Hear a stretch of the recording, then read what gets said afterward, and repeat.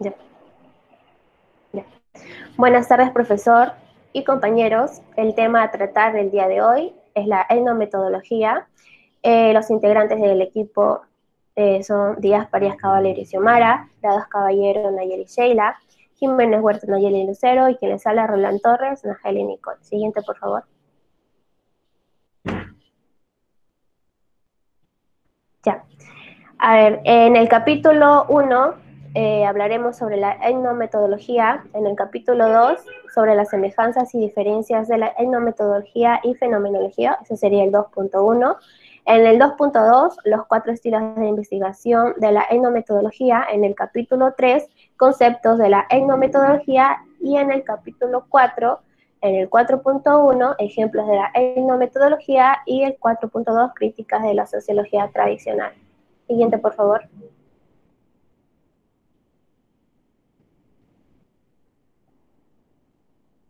Bien, quien les habla comenzará con la exposición. Najali Roldán Torres. Siguiente, por favor. Bien, la etnometodología es el tema de hoy. Siguiente, por favor. Bien, comencemos hablando sobre el sociólogo que impulsó a tocar la etnometodología, el término la etnometodología. Hablamos sobre Harold Garfinkel. Nació en Nueva Jersey en 1917 y murió en Los Ángeles en 2011.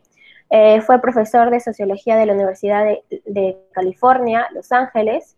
Garfinkel también es uno de los promotores clave de la tradición fenomenológica en la sociología estadounidense. Como ya lo dije antes, fue propuesta la etnometodología por él al publicar estudios en etnometodología en 1967. En su obra hay grandes influencias que hay que destacar, como Talcott Parsons, Alfred Schultz y el interaccionismo simbólico. En sus estudios en etnometodología, trata de una respuesta crítica a la sociología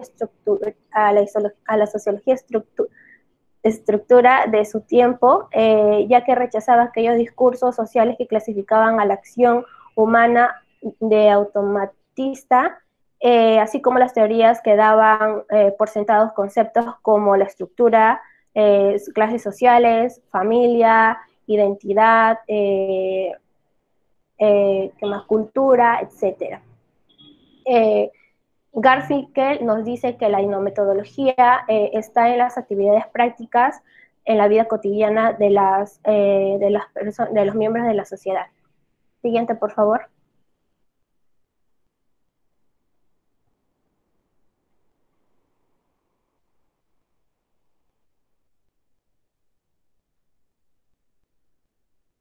Bien. La etnometodología. Es utilizada a la gente, que utiliza la gente. Eh, el método trata de los métodos y la logía sobre la investigación empírica. Bien. La etnometodología es la que estudia los métodos o principios con los que los integrantes de la sociedad dan sentido a la vida cotidiana o actúan en ella, desde la consideración de que el orden social está determinado por los continuos actos interpretativos de los sujetos implicados. El término etnometodología fue utilizado por primera vez por Harold Garfinkel para denominar la forma de trabajo psicológico que estaba realizando en 1954. La etnometodología también niega las estructuras, perdón, la etnometodología no niega las estructuras, si no las factibiliza separada a las prácticas humanas. Bien, siguiente, por favor.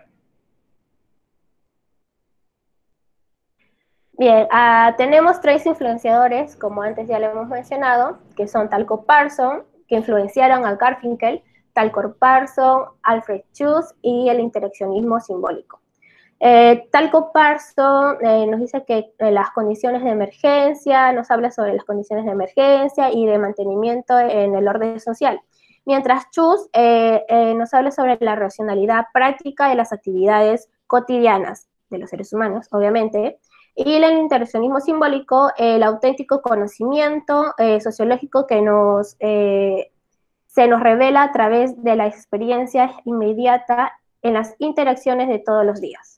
Esos serían los tres influenciadores que impulsaron a Talco Parso en la metodología. Siguiente, por favor.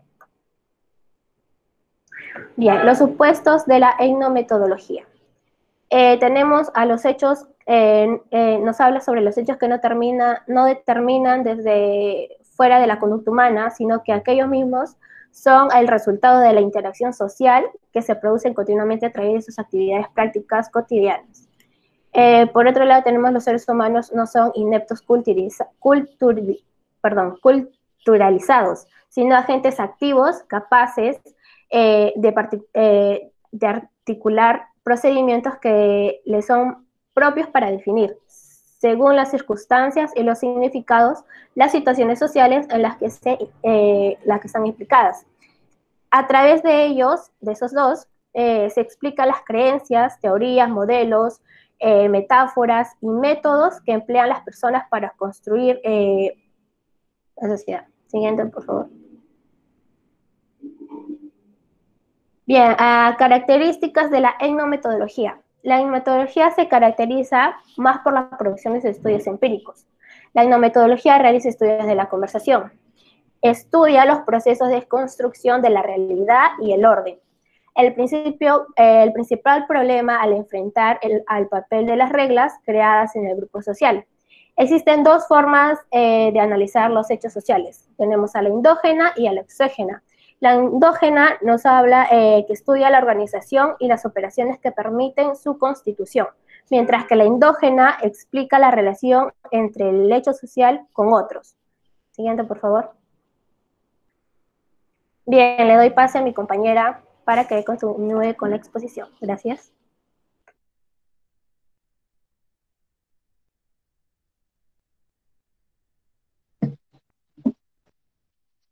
Bueno, yo soy Valeria Farías, que voy a ser la siguiente expositora. Yo les voy a hablar ahora sobre las semejanzas que existen entre la etnometodología y la fenomenología. Nos dicen que los exponentes contemporáneos de la sociología fenomenológica y la etnomenología ubican sus raíces intelectuales en el trabajo filosófico de Edmund Husserl. Muchas de sus ideas inspiran una serie de aspectos contemporáneos de la sociología fenomenológica. Ambas se ocupan del modo en que las personas producen activamente y mantienen los significados de las situaciones. También se interesan por el modo en que las acciones de las personas constituyen las situaciones. También nos dice que ambas analizan la vida cotidiana, es decir, las actividades mundanas y comunes que las personas realizan en la sociedad, el significado, la producción de la situación social y un interés por la vida cotidiana no son los únicos elementos básicos que tienen en común ambas teorías, pero ilustran las preocupaciones que comparten. Bien, en esto nos quiere decir que ambas estudian la vida cotidiana de las personas y las acciones mediante las cuales constituyen y definen las distintas situaciones y sus significados. O sea, prácticamente nos dice que las dos estudian al hombre en su vida diaria. Semejanzas entre la etnometodología y la fenomenología. Una diferencia clave entre las dos teorías reside en la metodología. En general, debido a la influencia de Schutz, una buena parte de las primeras obras de la sociología fenomenológica es conceptual y teórica.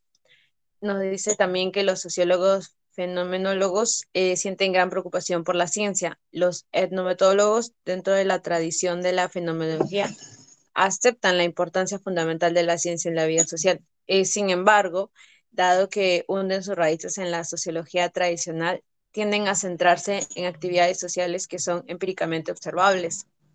También nos dice que mientras los fenomenólogos han encontrado serias dificultades en el intento de analizar empíricamente la subjetividad, los etnometólogos apenas se han topado con problemas porque eligen el estudio de fenómenos más objetivos.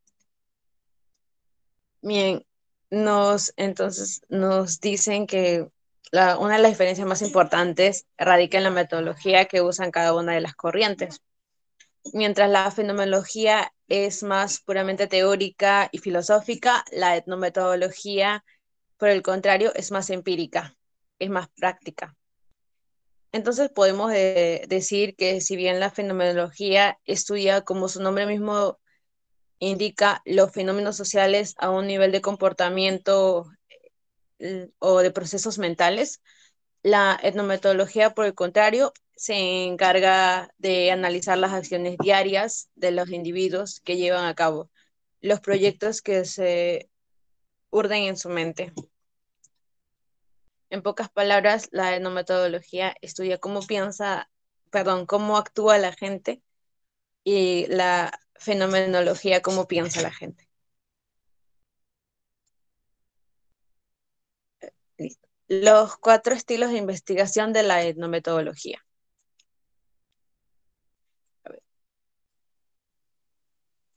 En primer lugar está el estudio de la práctica del trabajo.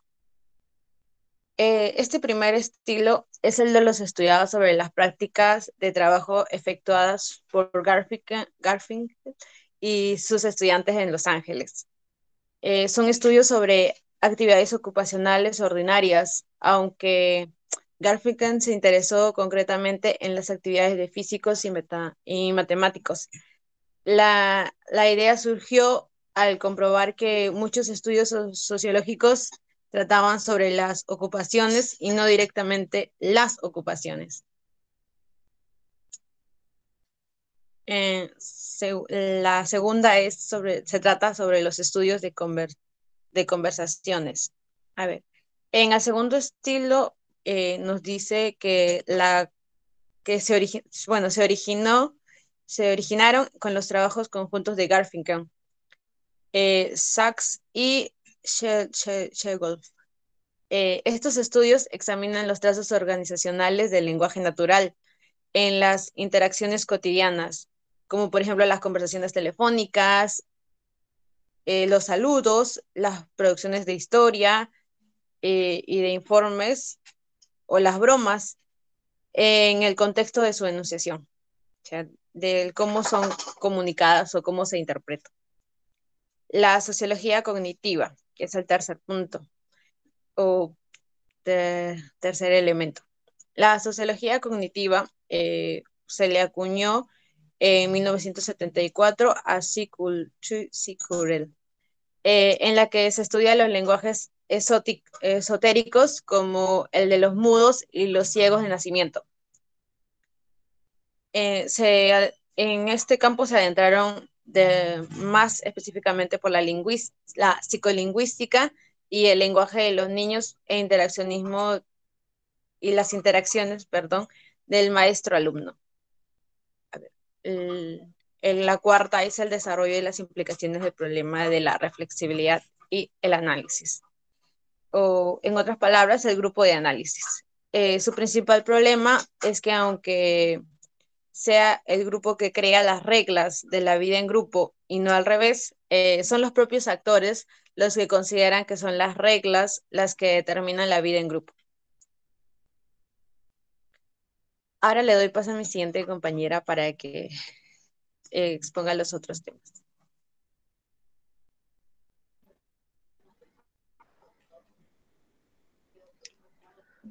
Buenos días, soy la expositora. Ay, Dios. La expositora Grados Caballero.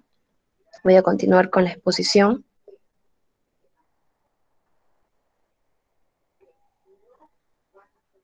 Siguiente, por favor.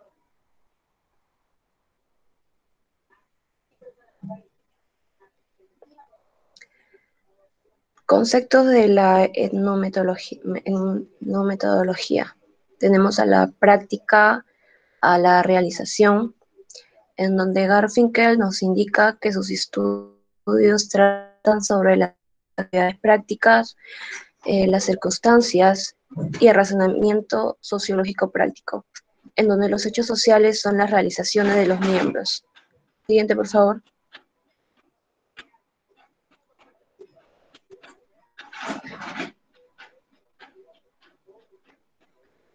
En la indexicalidad tenemos que es un concepto que se deriva de la lingüística, el cual significa que las proposiciones tienen diferentes significados que difieren en función del contexto. Ubican en un contexto el hecho que indica o verbaliza, por ejemplo, las palabras cosa, yo, nosotros, nosotros fuimos. La indexicalidad son todas las palabras que ayudan a determinar una situación en un contexto. En la reflexividad destaca el hecho de que el lenguaje no solo se utiliza para referirse a algo, sino también y principalmente para hacer algo. Es decir, no se limita a representar el mundo, sino que interviene en ese mundo de una manera práctica. Un ejemplo de ello puede ser cuando saludamos a alguien y esta persona no nos devuelve el saludo.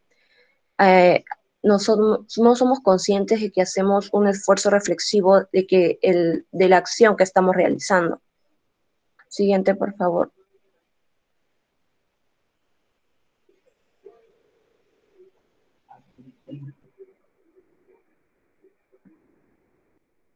En las explicaciones. Las explicaciones suponen un esfuerzo de los actores que incluye procesos como la descripción, la crítica y la idealización de situaciones específicas. Ese proceso también por el que las personas dan sentido al mundo. Aquí los metodólogos prestan mucha atención si la persona acepta o rechaza las explicaciones que uno le brinda. Un ejemplo de ello puede ser cuando un alumno le explica a su profesor las razones por las cuales no pudo realizar sus trabajos o algún examen. Ya, en la accountability, decimos que el mundo es accountable, significa que está disponible, es decir, que es descriptible, inteligible, relatable y analizable. Tiene dos características, que es reflexiva y racional. Siguiente, por favor.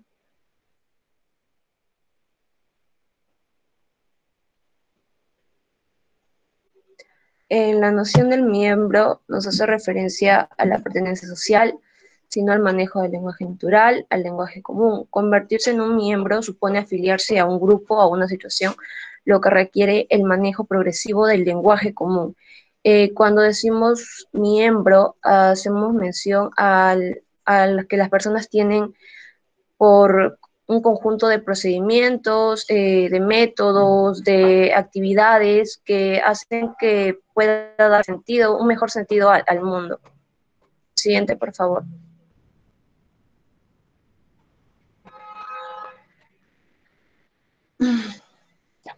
En el método documental nos dice que permite a los profanos comprender mejor lo que está sucediendo y que pueda orientar de una manera más conveniente sus acciones. Aquí también permite al sociólogo comprender más profundamente lo que sucede en el mundo social. Siguiente, por favor.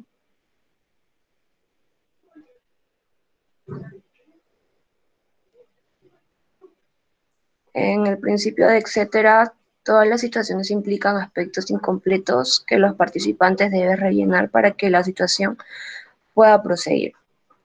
Como bien nos dicen, la vida social sería imposible si se está esperando una claridad total en todo momento. Siguiente, por favor.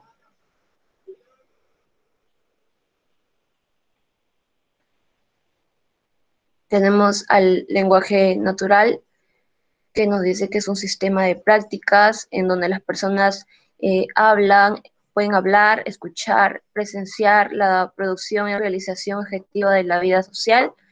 Y como podemos apreciar en las imágenes, se da una interacción entre el hablante y el oyente. Eso es todo, gracias. Siguiente, por favor.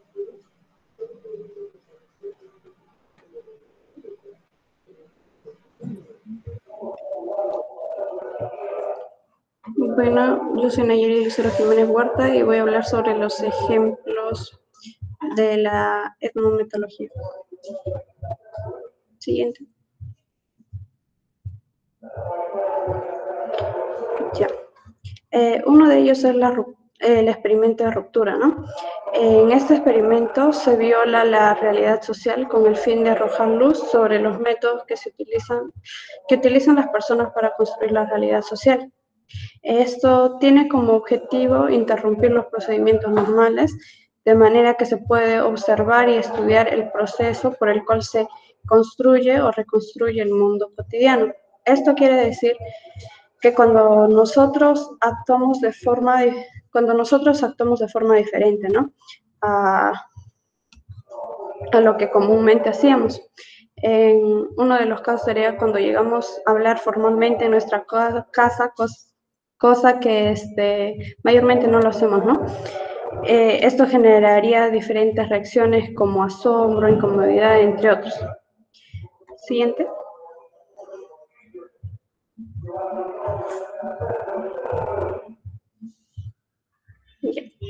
La realización de género. Según la base biológica, se le considera a las personas simplemente como individuos que exhiben conductas derivadas de su dotación genética.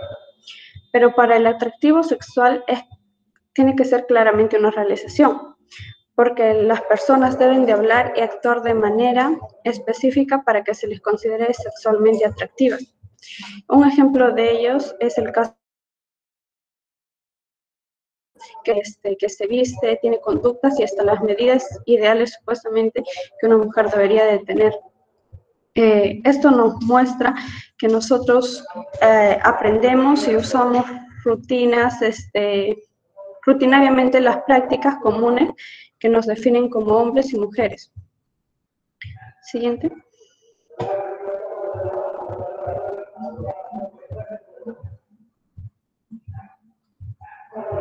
No, el anterior.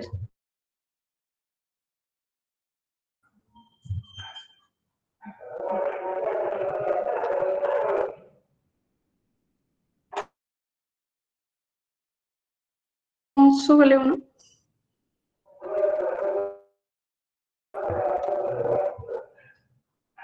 Ya, eso.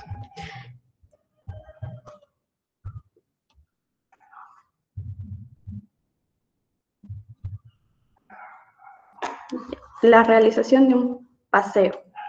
Se dice que caminar es una realización concreta de los miembros de la comunidad, ya que todos lo realizan, ¿no? Riabe y Shaken examinaron el paseo para poder comprender una amplia serie de fenómenos. Cuando se realiza una caminata, las partes no solo deben de reconocer lo que están haciendo, sino también deben de producir una estrategia apropiada para caminar. Cuando se realiza el paseo conjunto, las personas necesitan producir un patrón colectivo. Esto quiere decir que deben ir al mismo paso, ya sea si están hablando o riéndose. Y si una de ellas se adelanta o se atrasa, debe de hacer un esfuerzo reparador para continuar, ¿no?, con el paseo en conjunto. Si en todo caso la persona no lo hace, esto podría convertirse en una amenaza para la realidad social. Siguiente.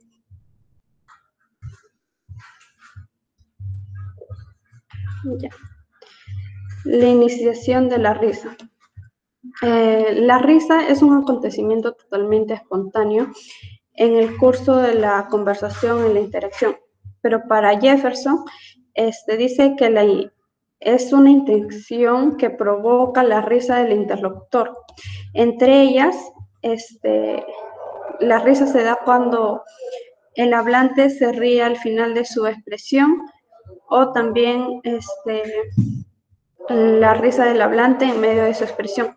También se da cuando niegan la invitación a la risa, ¿no?, que mayormente se da en un grupo de personas mayores de 2 personas, ¿no?, en la cantidad.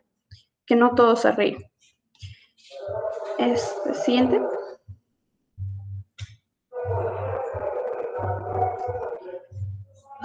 La provocación de un aplauso. El aplauso se provoca mediante las frases que están verbalmente constituidas para enfatizar y subrayar su contenido frente al material lingüístico que lo rodea y para proyectar un claro punto final del mensaje en cuestión. Esto cuenta con 7 mecanismos retóricos básicos, las cuales son el contraste, que cuando nosotros mencionamos una frase, el que se gasta demasiado en la guerra y muy poco en la paz, las personas empiezan a aplaudir, ya que se hace una comparación, ¿no? Ya sea y también pasa de lo negativo a lo positivo. Otro mecanismo es la lista, otro es la solución al problema, otro es la cabecera o culminación ingeniosa, la otra es la combinación, otra es adoptación de postura y la última es la persecución, ya que si en un instante no se llega a aplaudir, el que expone repite otra vez hasta que las personas lleguen a aplaudir, ¿no? Siguiente.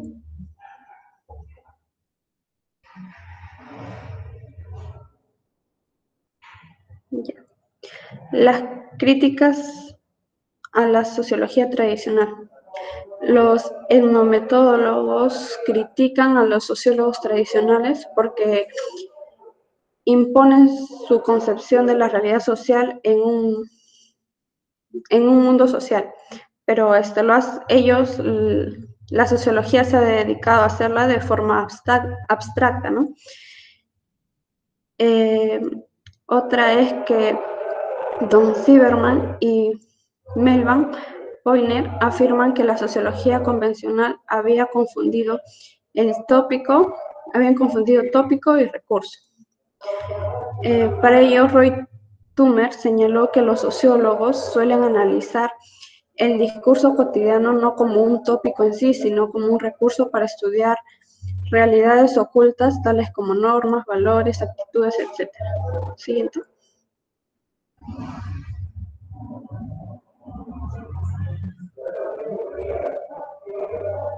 Ya.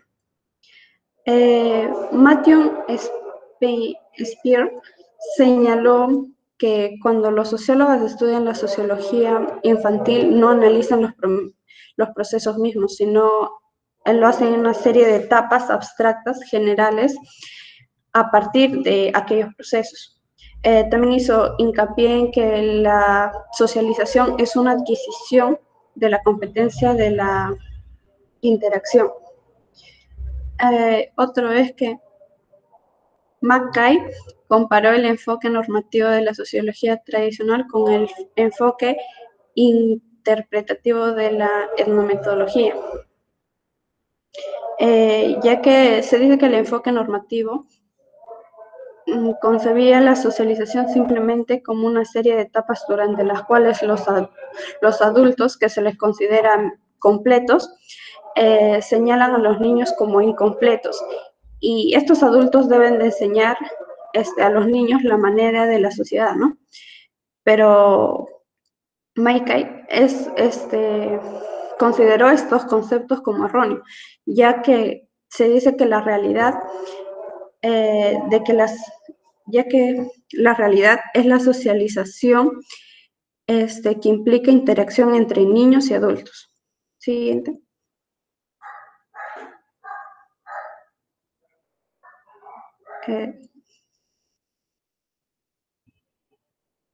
Nuestra conclusión es que la etnometodología trata de una perspectiva sociológica que toma en cuenta los métodos que usamos en nuestra vida cotidiana para poder realizar diferentes acciones convencionales, donde ponemos a disposición de los investigadores los